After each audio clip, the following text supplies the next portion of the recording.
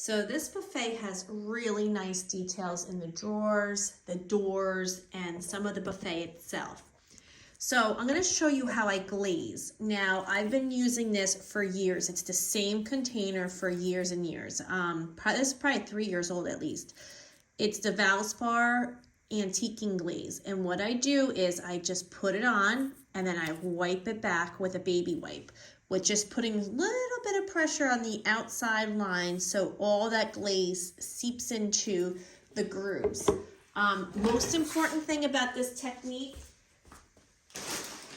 is having lots of baby wipes. Baby wipes is how I wipe it back. So I'm going to show you how I go about doing that. Now the glaze will dry, but you got time and you don't have to get crazy and nervous about wiping it back really fast.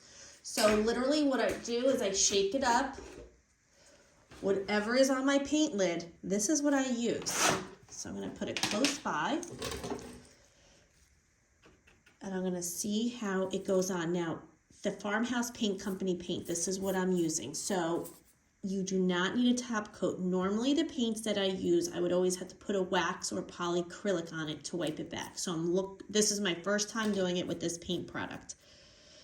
So let's see how good it wipes back. So just do it in sections.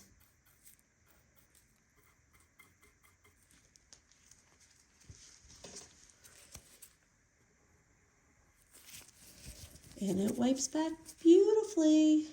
Yep, beautiful. So just go over it gentle.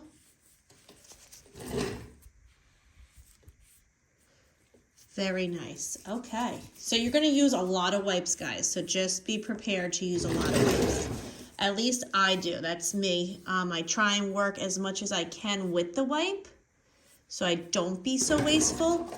But for this process and this technique, you want to make sure you do a really good job. Now, this came out awesome.